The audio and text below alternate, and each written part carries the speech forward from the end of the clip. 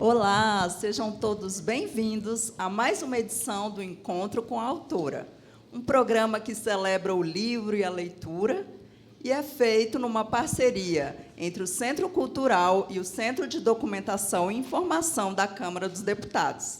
Nós estamos aqui na Biblioteca da Câmara. Meu nome é Maria Amélia Eloy, eu sou escritora, jornalista, e quem vai mediar este bate-papo comigo é o meu colega, o historiador Ricardo Oriá.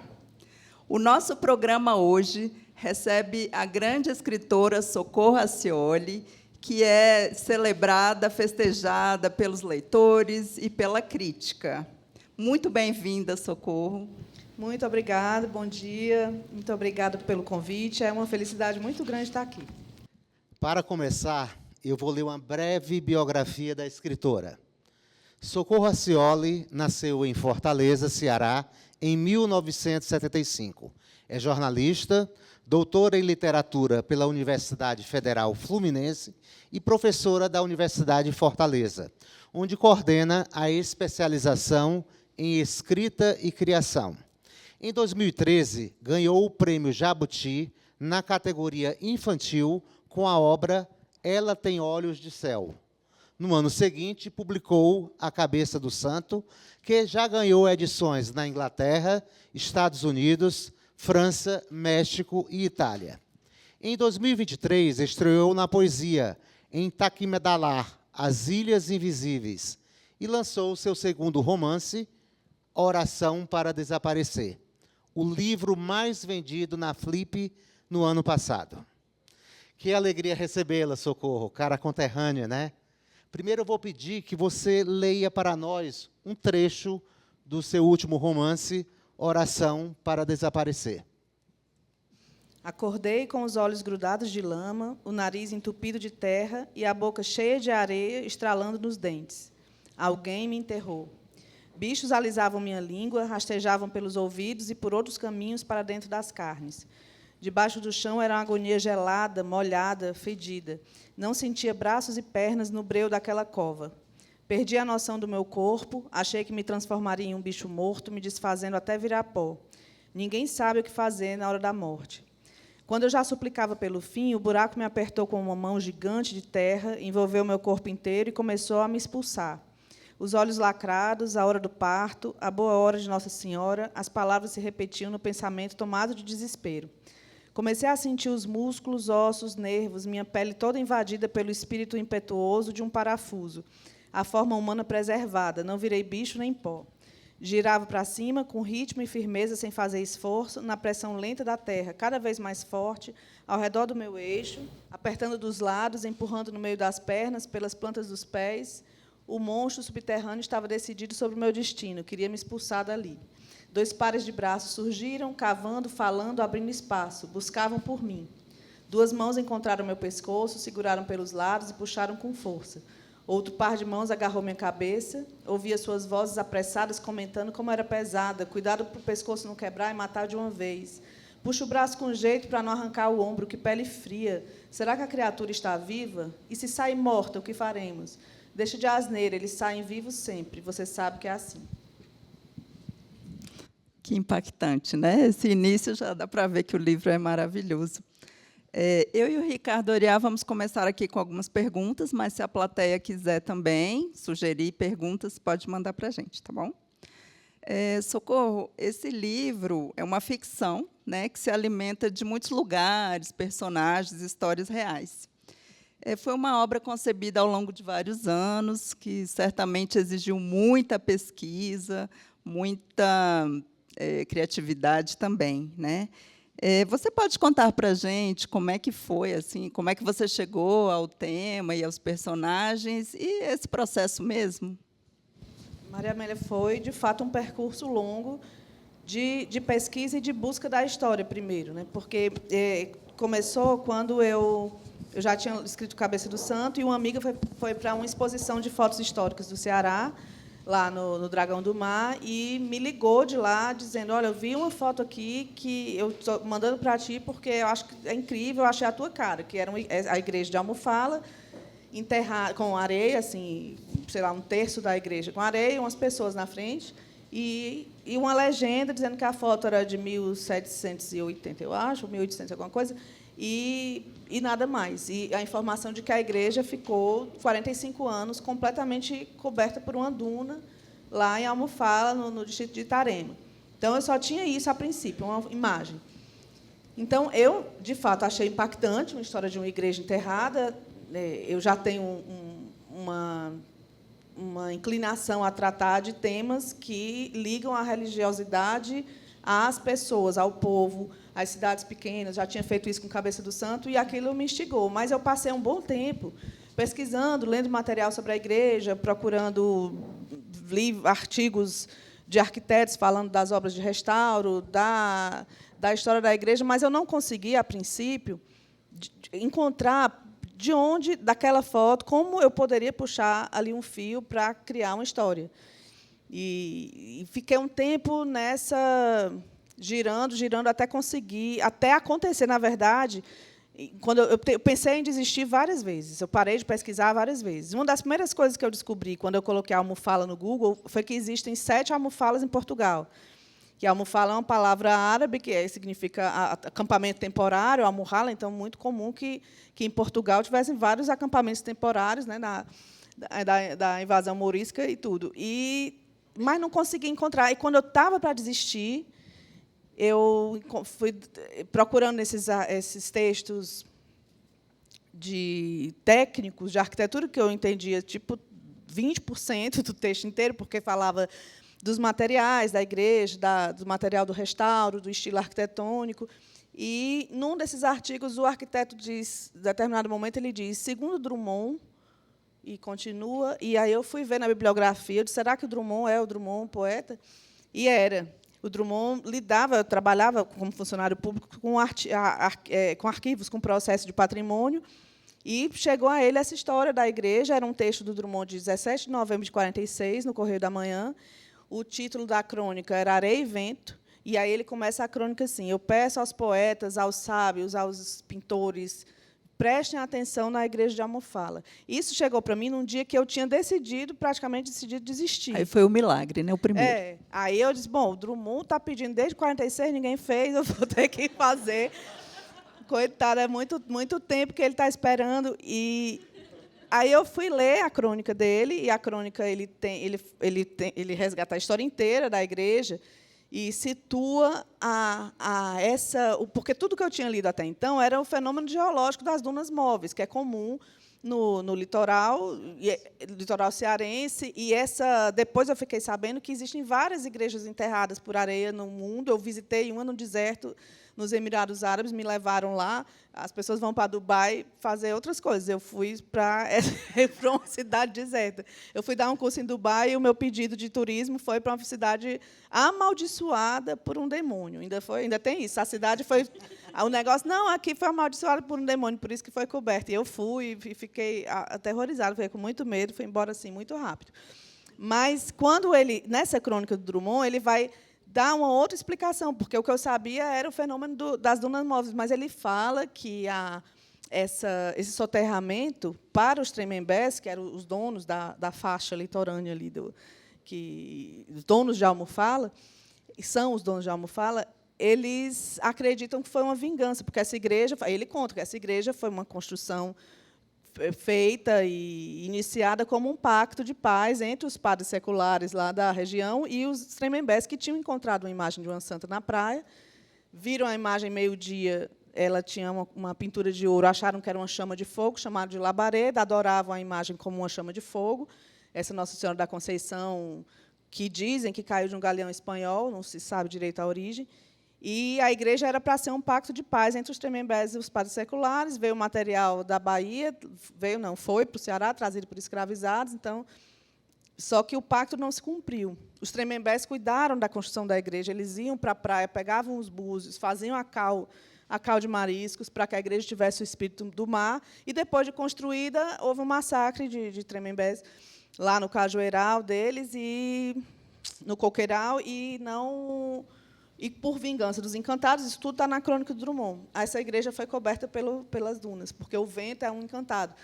E aí ele fala assim: quando a igreja estava quase já estava perigoso entrar na igreja, o padre Antônio Tomás, que era o bispo do Ceará, foi até a igreja e proibiu as pessoas de entrar e levou as imagens, que tentou levar as imagens para Fortaleza. Aí o Drummond me dá, além da ordem de escrita, ele me dá a minha personagem, porque ele dizia uma mulher chamada Joana Camelo tirou o tamanco da cabeça e tirou o tamanco do pé e jogou na cabeça do padre Antônio Tomás. Tirar o tamanco da cabeça, mas tirou o tamanco do pé e jogou na cabeça do padre Antônio Tomás para salvar a imagem de Nossa Senhora. E aí era o que eu precisava, porque no Cabeça do Santo eu também era uma matéria de jornal com fotografia, mas na matéria já existia lá o personagem que eu queria. E aí eu não tinha, então levou um tempo. Eu só tive o personagem e a coragem de seguir, de não desistir, porque eu fiquei me sentindo mal com o Drummond, porque eu acredito em espírito, então depois ele podia me cobrar. Se ele aparecesse para mim, mas não apareceu.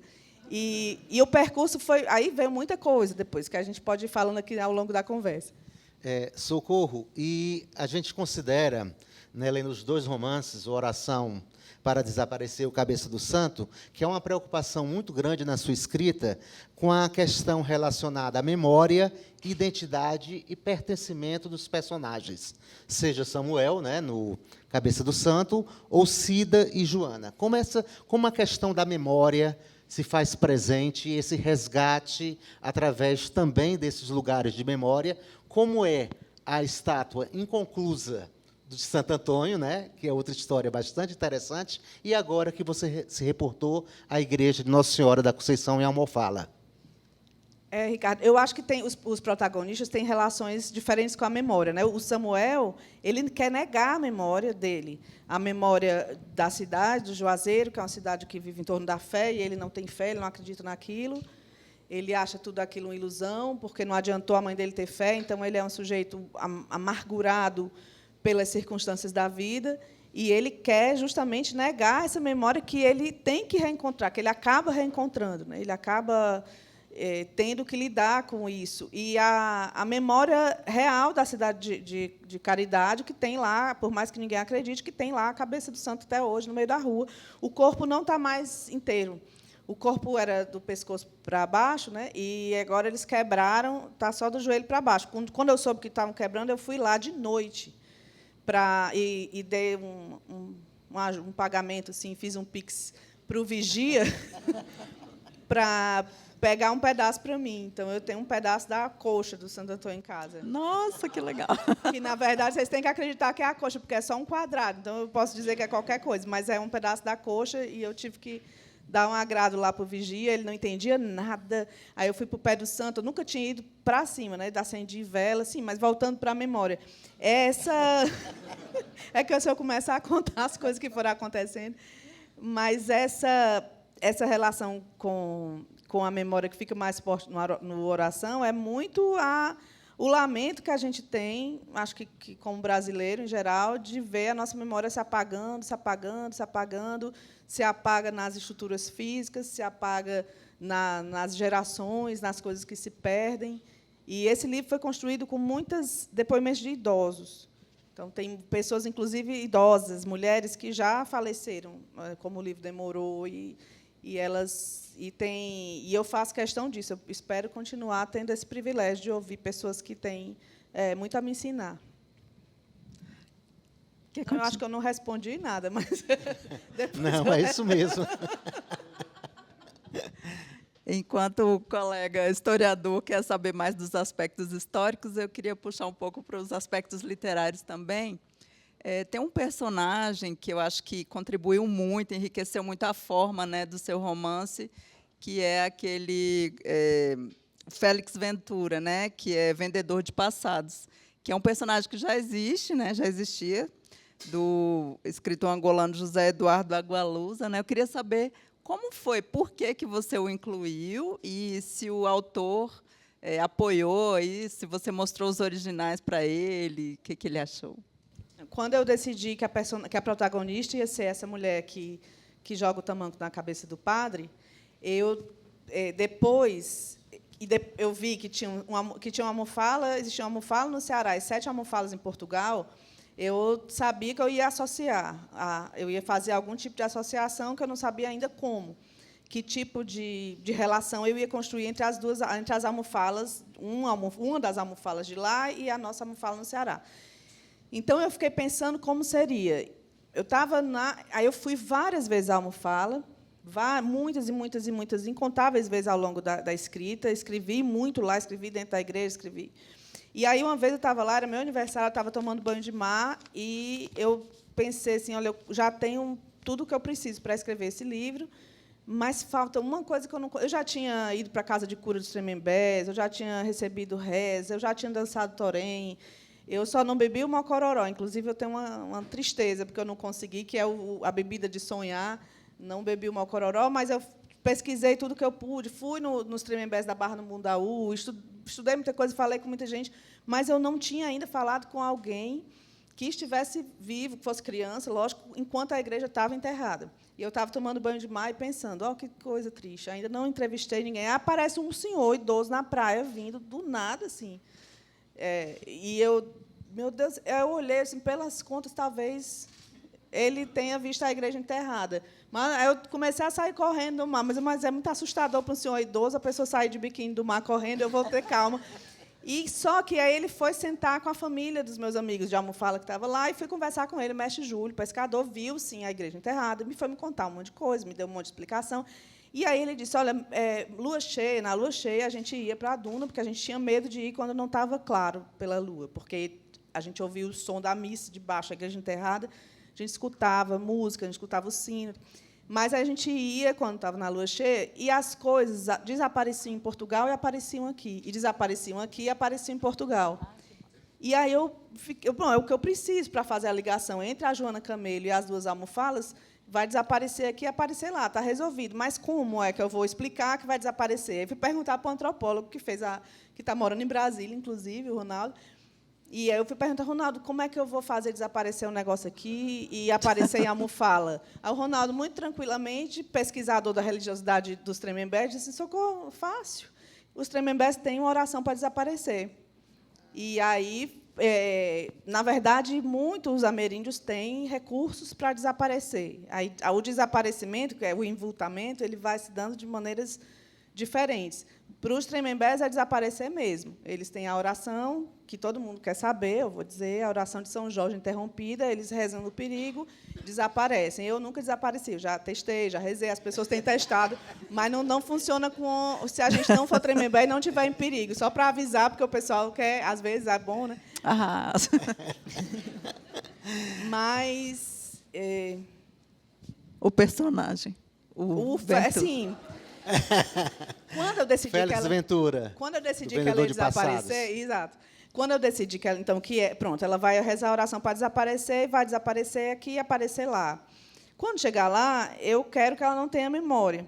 Eu queria que ela tivesse apagado a memória e fosse tentar ter só a língua portuguesa como norte. Isso era uma coisa também que estava decidida, que a língua portuguesa é personagem importante nesse livro. Então, eu pensei, ela vai ter esquecido tudo e ela vai pedir ajuda, porque ela vai chegar lá sem documento, sem nada. Como é que ela vai ter ajuda? Como é que ela vai conseguir levar a vida adiante? Né? E aí eu pensei, não, ela pode ir num consulado brasileiro e pedir, dizer, sou brasileira, não lembro de nada, não sei quem eu sou, me arranja aí um passaporte para eu voltar. Mas eu achei sem graça. Aí depois eu pensei, ela pode ir a um médico, porque eu precisava de um recurso literário para que ela contasse a história para alguém. Eu precisava que ela contasse para alguém o que é que ela lembra, as lembranças dos sonhos, para que alguém ajudasse essa mulher a recuperar a memória. Então, pensei no consulado, pensei numa consulta médica, pensei no psicólogo, no psiquiatra, pensei em ela internarem como louca, pensei em várias possibilidades. Assim. Eu tenho um professor, um autor de livros sobre roteiro de cinema, eu fiz 2 cursos com ele, o Robert McKee, um senhor americano, especialista em teatro inglês, especialista em Shakespeare, e ele disse que, quando você vai precisar encontrar um recurso narrativo, você tem que fazer uma lista de 10 possibilidades. Nenhuma das 10 serve, porque essas 10 são os clichês que você tem no topo da memória, e é a partir da 11ª que a coisa vai ser boa. Então, eu fiz uma lista de 10, psiquiatra, médico, consulado, fiz essa lista, e aí, quando eu vi que realmente as 10 eram coisas que eu já tinha visto muito comuns, eu estava em casa e o Água Lusa me disse que ia passar por Fortaleza numa conexão e me chamou para tomar um café com ele. Fui tomar, ele foi embora. Depois que ele foi embora, eu disse, o Félix Ventura. Esse personagem do Água Lusa é um cara que se alguém, nesse caso ele existisse, tivesse cometido um crime, não era um bom lugar para estar falando dessas coisas, porque eu posso ser presa, dando essas indicações, mas se ficcionalmente a pessoa tivesse cometido um crime e quisesse apagar o próprio passado, ele criava uma nova vida, novos documentos para a pessoa. Então, eu sou Socorro, mas ele poderia me refazer ali como outra pessoa. E aí era perfeito para ela, porque ela ia pedir a ele que fizesse uma identidade para ela ficcional. Eu pedi ao Água Lusa, respondendo a pergunta, dessa vez vou responder, eu pedi ao Água Lusa, o personagem, pedi autorização, ele autorizou muito feliz, ele foi a primeira pessoa a ler o livro, ele terminou de ler na minha frente, na minha casa, o que é bem assustador, e, felizmente, ele gostou, graças. Ai, que bom. Socorro, hoje, por sinal, 19 de abril, no calendário oficial, comemoramos o Dia Nacional dos Povos Indígenas, certo? Oração para Desaparecer, além de tratar da personagem principal, Cida Joana, e suas passagens em Almofala, tanto em Portugal como no Ceará, resgata a memória e a ancestralidade dos índios Tremembé. Como é que você chegou até esses índios? Porque, mesmo como historiador, aí vem um depoimento meu pessoal, durante muito tempo a história dos índios Tremembé, e como os outros povos indígenas, ficou praticamente silenciada, na historiografia oficial. Então, como é que você chegou e resgatou essa memória, essa ancestralidade dos índios Tremembé? Conte um pouco aí para a gente. Primeiro, Ricardo, era impossível escrever sobre essa igreja sem falar deles, já que a igreja existe porque eles encontraram essa santa na praia, que é recorrente, essas histórias de imagens que são encontradas por povos originários, no mar, no rio, na praia. A gente tem no Brasil, tem no México, tem na Bolívia, a Copacabana brasileira, a imagem da Copacabana na Bolívia, que é a mesma história encontrada na praia. Então, eu não poderia escrever esse livro sem passar pela história dos Tremembés, o que foi um peso, uma preocupação muito grande para mim, porque eu tinha muito medo de tratar do tema, não sendo antropóloga nem historiadora, e eu não poderia levar isso para a ficção sem a responsabilidade de ter um controle até onde eu poderia falar ali com propriedade. Então, eu tive a ajuda de 2 antropólogos, o Ronaldo Queiroz, que tinha feito um mestrado sobre a religiosidade dos Tremembés, lá na UFC, e do Sérgio Brissac, que é um antropólogo que trabalha no Ministério Público, no Ceará, e cuida de questões das comunidades quilombolas e indígenas no Estado. Então, eu tive o tempo inteiro essa assessoria. Inclusive, as viagens para Almofala eram sempre com o Ronaldo, porque, por obra minha, ele acabou casando com essa minha amiga, que é de Almofala. Eu fiz o casamento. Então, facilitou para mim, facilitou para eles. E foi tudo ótimo, porque a gente começou a ir. Então, eu já ia com o Ronaldo de carro, de Fortaleza para Almofala, conversando. Aí já tem uma interferência do cabeça de santo, de Santo Antônio, o santo casamenteiro. Mas eu sou casamenteira, alcoviteira, eu tenho essa facilidade, um dom assim, de identificar casais e potenciais casais e fazer. E esse casamento da Ivna com o Ronaldo é uma história muito bonita, inclusive. E o Ronaldo me ajudou muito. Então, eu não tenho, como eu falei, não tinha anteriormente, eu tinha um contato com a cultura dos cariris, do Cariri do Ceará. Mas eu precisei muito contar com essa assessoria deles e com o convívio com os Tremembés. O Oração para Desaparecer fala muito sobre a força transformadora do amor, Joana Camelo é uma mulher maravilhosa, é linda, sensual, desperta sentimentos fortes nos homens, E ela acredita nessa força e narra em primeira pessoa o amor dela, tanto pelo Jorge, quanto pelas próprias origens, pelo Brasil e tudo mais. E a gratidão também pelos portugueses que a acolheram. Você foi, de alguma forma, criticada por alguma autora brasileira contemporânea, assim, achou, por alguma feminista, ou algum leitor assim, falou, não, isso está muito água com açúcar, está otimista e amoroso demais esse romance? Na minha cara, não. Podem ter falado por trás. O que já aconteceu foi em Clube do Livro. Às vezes me chamam para o Clube do Livro, o clube já tem começado. Eu sempre peço. O clube vai começar. Clubes online, eu tenho ido a todos que eu posso. E aí o clube está marcado para começar às 10, eu peço para chegar às 10h40, sempre, porque eu quero que as pessoas falem sem que eu esteja presente, para poder ter a liberdade de falar mal, porque eu acho que é importante quando alguém não gosta do livro, porque é importante que as pessoas se sintam à vontade para ter a sua opinião, seu sentimento sobre os textos. E aí, às vezes, quando eu entro, diz assim, porque algumas pessoas aqui, umas 2 pessoas, não dizem os nomes, né, acharam que o livro tem uma temática de amor muito exacerbada, um amor romântico muito, talvez até ilusório. Falam, sim. Teve uma leitura com 10 alunos meus, que eles leram a primeira versão do livro, aí uma, no final, ficou muito revoltada, que não era para ser assim, que era para ela ser livre, era para ela não querer homem nenhum, era para ela seguir. E foi uma confusão, foi uma briga muito grande. Mas vai ter gente... É possível que se critique muitas coisas no livro, em qualquer outro livro, né? Mas eu vou continuar romântica, infelizmente. Se tivesse um remédio para curar, eu tomaria. Mas, de fato, eu acredito nessa força mesmo do amor como transformação e salvação. É o meu signo também, tem essa influência astrológica. Mas eu acredito, de fato, até pela minha própria experiência, que a vida, tudo isso, falando sério agora, que tudo isso, a história, a memória, as relações com a nossa ancestralidade, elas são perpassadas pelo amor. Elas são isso que faz doer na gente quando a gente vê uma cidade sendo cada prédio destruído, né, Ricardo? A gente vê em Fortaleza, dói. Com certeza. Cada demolição, a gente está vivendo lá a demolição do edifício, lenta, dolorosíssima, do edifício São Pedro, que é o tema do meu próximo romance.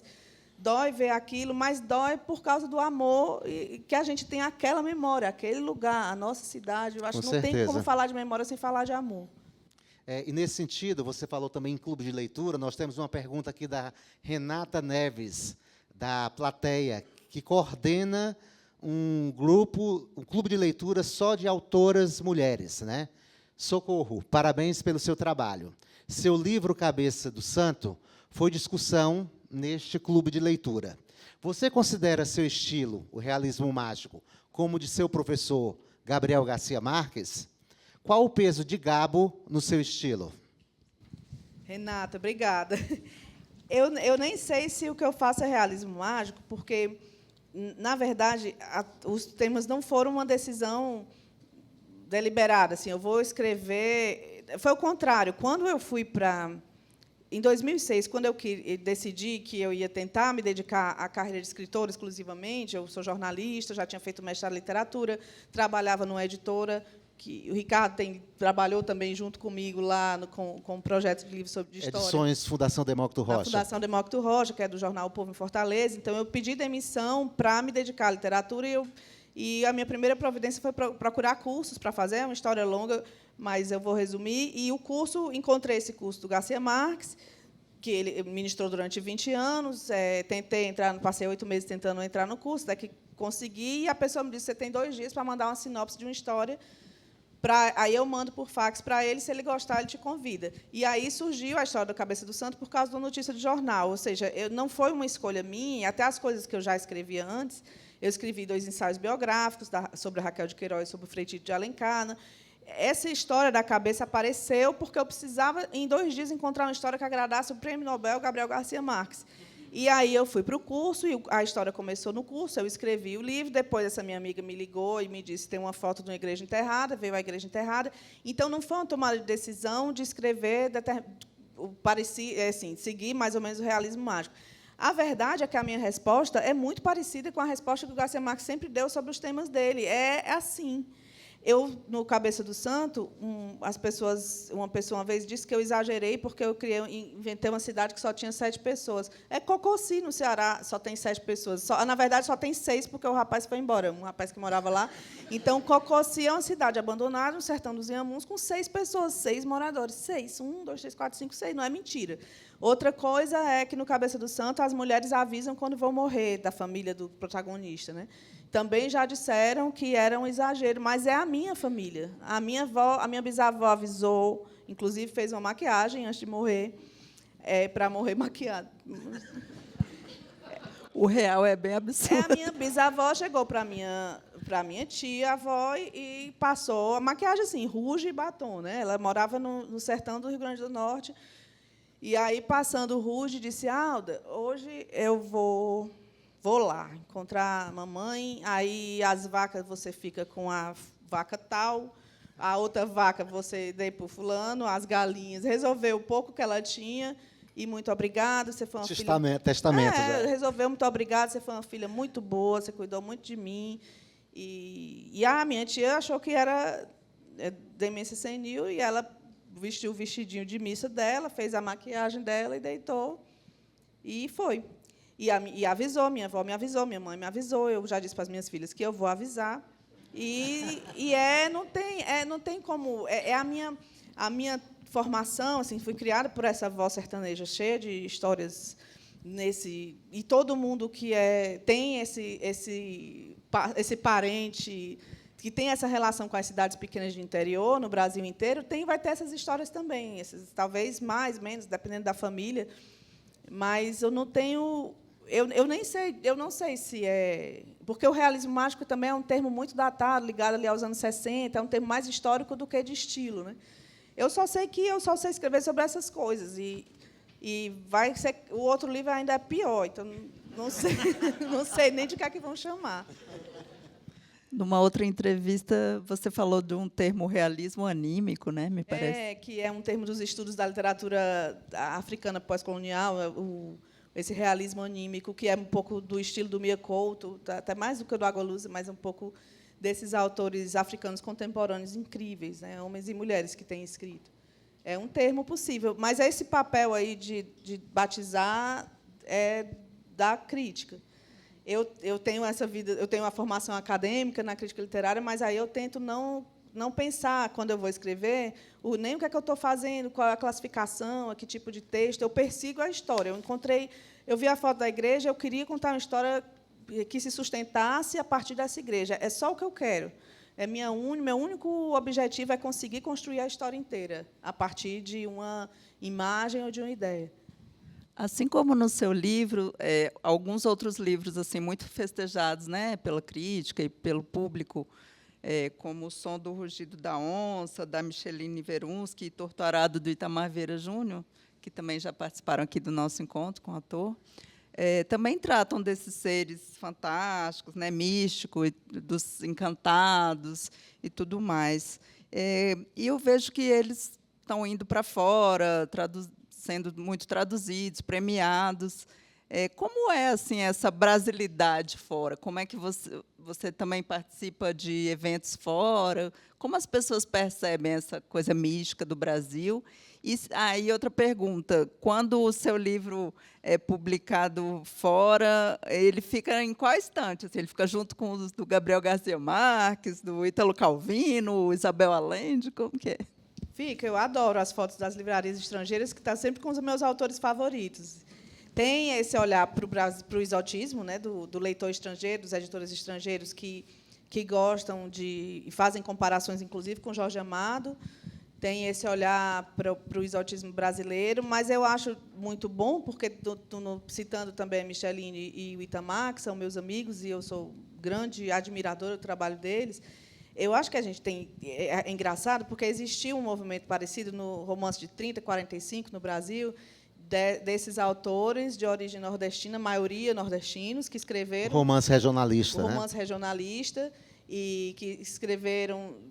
Alguns, não todos, né? Eles eram muito mais próximos do realismo, da prosa. Na Raquel de Queiroz, minha conterrânea, era muito realista e muito crua no que ela escreveu, e agora a gente vê a história é cíclica, né, Ricardo?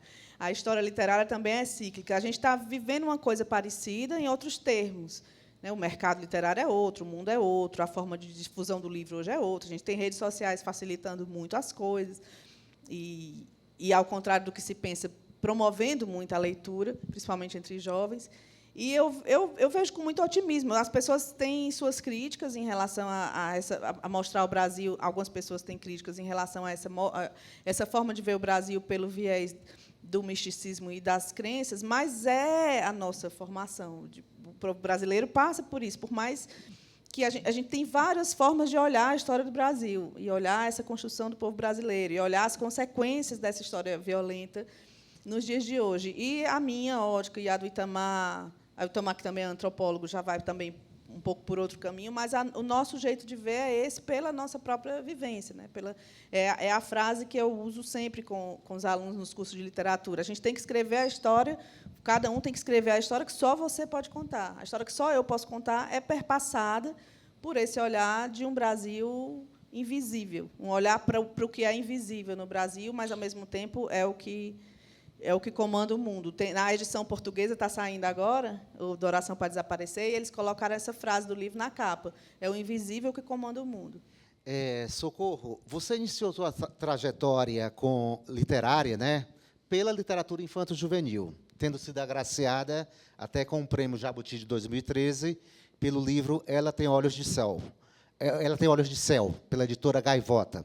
Recentemente, você teve outro livro seu, que está mostrando aí na bancada, O Tempo de Caju, né, que foi, de certa forma, apropriado e serviu como mote para o samba-enredo da escola de samba Mocidade Padre Miguel. Conta um pouco dessa experiência de ter seus livros, né, sejam transformados na linguagem cinematográfica, como vai ser o Cabeça do Santo, e esse Tempo de Caju como um samba-enredo de uma escola de samba.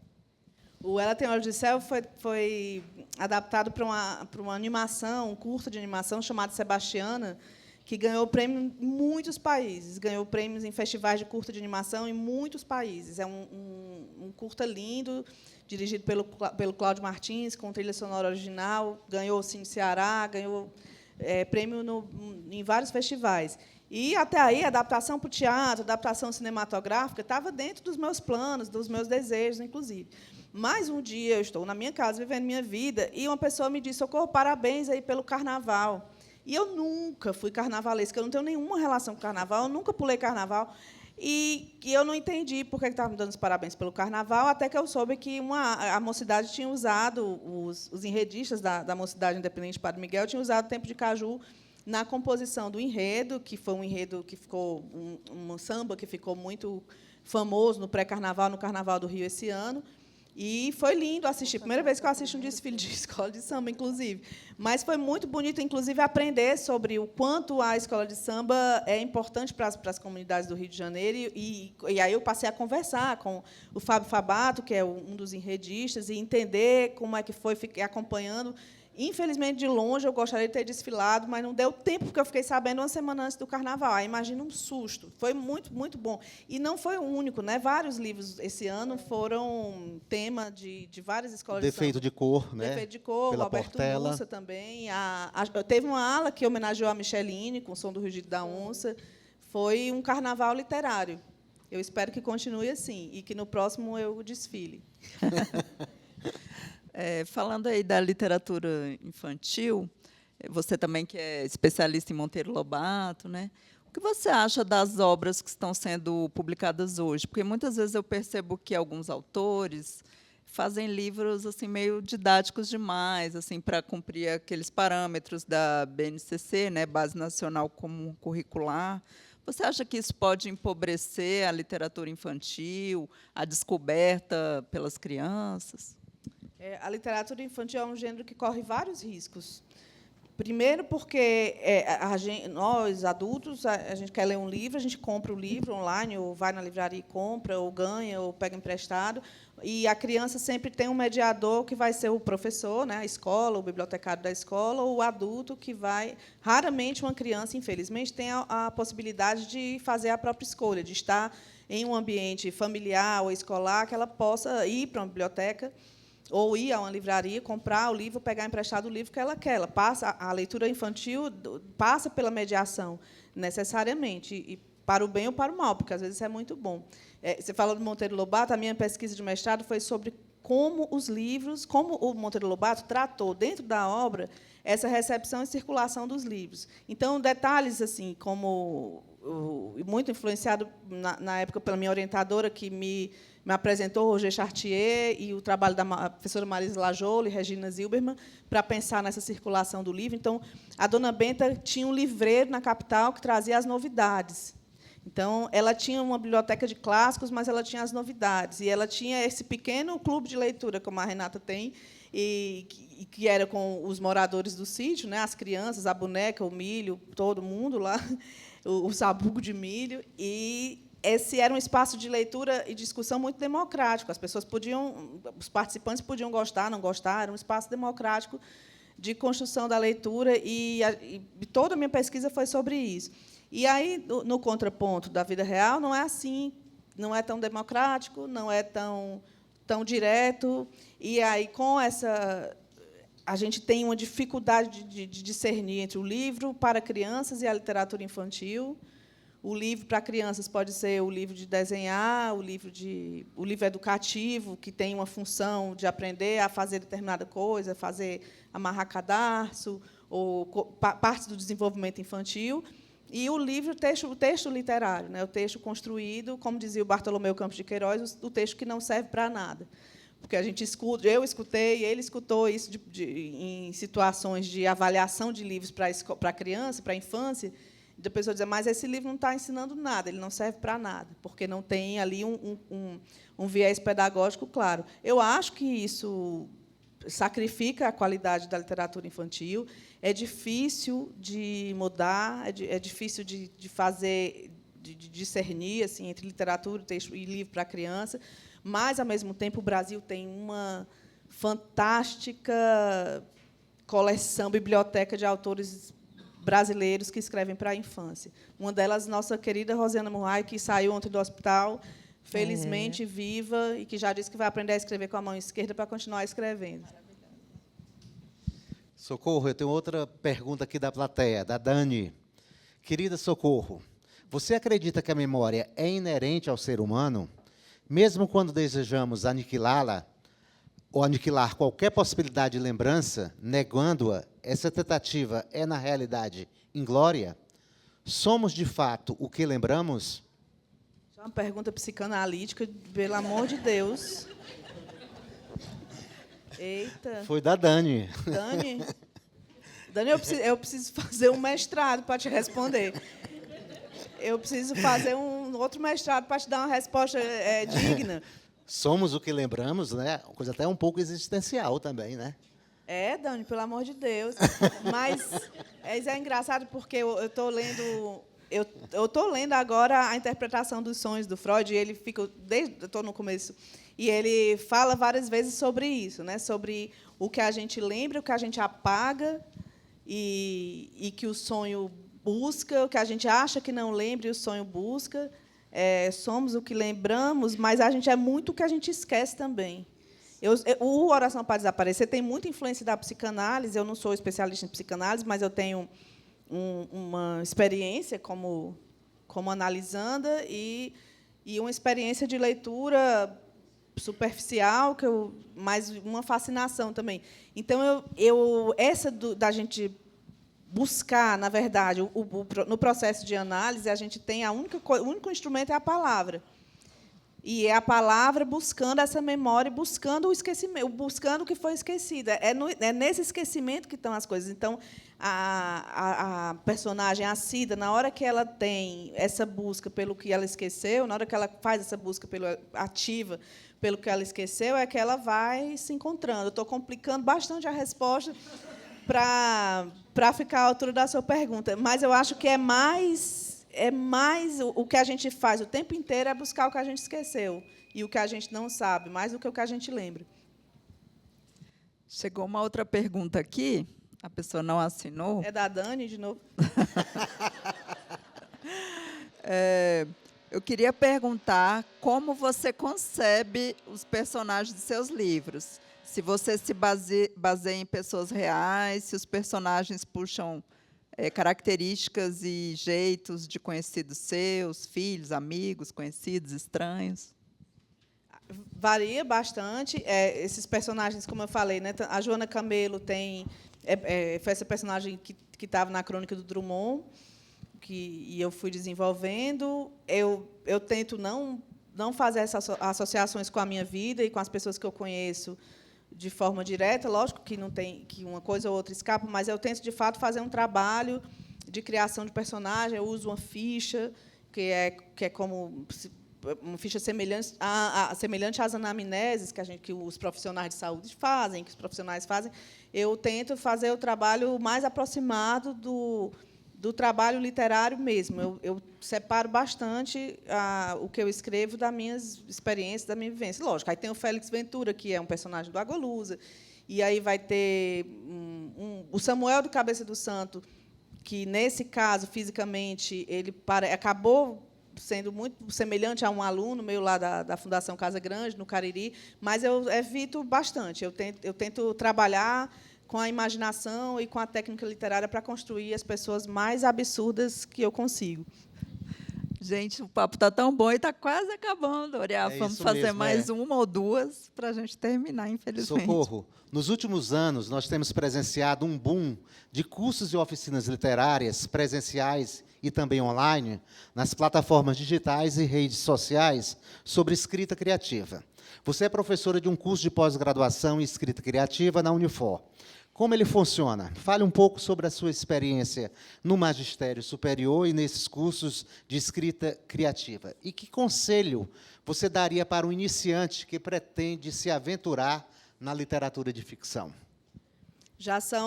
Quando eu voltei do curso com Garcia Marques, fiz alguns outros cursos, eu me senti na obrigação de criar um curso lá no Ceará, porque a gente não existia nenhum curso desse tipo. Eu tive que ir para fora do Brasil para fazer o curso, ou fazer curso com professores estrangeiros, né, como o do Garcia Marques, do Robert Maqui, com o Guilherme Arriaga, e eu me senti com a feliz obrigação de devolver isso ao meu estado, criando esses cursos. Então, eu comecei em 2014, são 10 anos dando aula para grupos de alunos que querem escrever ficção, na maioria ficção. E aí eu tenho muita experiência com esse assunto ao longo desses anos, e eu vejo muitas coisas. Eu acho, primeiro, eu acredito na formação, na preparação do escritor, na necessidade da preparação do escritor, porque eu acredito que isso é um trabalho de muita responsabilidade. Eu, pelo menos, o que eu tento fazer, o que eu faço, na verdade, é encarar cada desafio desse, né? Escrever uma história a partir de uma igreja, a partir de um prédio que está sendo demolido, a partir de uma cabeça que está no meio da rua. Eu sou imbuída de um senso de grande responsabilidade na hora de escrever, primeiro ponto. Isso eu falo nas aulas. Segundo ponto, eu sei por que eu estou escrevendo, eu sei quais são os meus objetivos, eu sempre soube que tipo de carreira eu queria ter, eu sempre soube que eu queria ser líder, eu queria ser popular, eu não estava escrevendo para um público, eu não queria escrever para um público privilegiado. A maior alegria que eu tenho é quando alguém me manda foto de alguém no terminal de ônibus, no metrô, ou alguém me conta uma história de uma pessoa que nunca tinha lido um livro na vida e leu um livro. Então, eu sempre tive, claro, essa vontade de escrever para públicos amplos, né, sem nenhum recorte elitista, apesar do livro acabar sendo recorte elitista pelas nossas condições, né, de preço, de falta de biblioteca. Felizmente, nós estamos numa, mas ainda é uma questão no Brasil. E, dentro dos cursos de escrita, eu também falo muito sobre essa dificuldade de compreensão do trabalho artístico que ainda existe. Porque ou é confundido com diletantismo, ou é confundido com uma mera expressão do ego, vontade de falar dos próprios sentimentos, ou confundido com um trabalho de menor importância. E, nos cursos, o que eu faço nos cursos, o que eu falo, resumindo aqui a resposta, é tudo que eu queria ter escutado quando eu comecei, para evitar os erros que eu cometi. E também eu falo as coisas que deram certo para mim. Então, nos meus cursos, eu respondo todas as perguntas que as pessoas querem saber, inclusive as mais espinhosas, sobre pagamento, contratos, e técnica, e método, tudo que eu faço, eu mostro os meus cadernos, eu mostro... Porque só o que eu posso fazer é falar de como foi o meu percurso. E o meu percurso é de muita responsabilidade com o que eu faço, apesar de eu ser muito brincalhona, mas muita responsabilidade com o que eu escrevo, porque eu entendo, já nesse tempo inteiro, o que acontece quando os livros chegam à vida das pessoas. Eu entendo o que é que que pode acontecer nesse encontro, né, a partir do momento que o livro é publicado. E eu acho importantíssimo afastar o trabalho do escritor, o trabalho artístico, do ego, da necessidade do aplauso, da necessidade da vaidade. Eu estou num momento muito bom, de novembro para cá, o Oração, né, tem acontecido todas essas coisas boas, o livro está vendendo muito, mas não é o meu ego, é o meu trabalho, é o resultado do meu trabalho. E eu quero que as pessoas que vão para os cursos tenham o mesmo resultado. Eu tenho o Estênio Gardel, um aluno meu que está brilhando, ganhou um prêmio estrangeiro que nenhum autor brasileiro ganhou antes, e eu quero que aconteça isso com todas as pessoas que passam pelo curso. Mas eu sou uma professora muito realista, e eu jogo, desde o começo do curso, eu digo, você está escrevendo para quê? Se não for para as pessoas, é só deixar no caderno dentro de casa. A escrita é uma responsabilidade, é uma ponte para chegar no coração e na alma das outras pessoas. Socorro Racioli, muito, muito obrigada pela sua participação. É sempre um prazer ler as suas obras, e esse bate-papo também foi delicioso. Muito obrigada. Obrigada, Maria Amélia. Obrigada, Ricardo. Eu achei rápido. A gente podia conversar mais tempo. Mas muito obrigada também a todo mundo que está aqui. E até a próxima.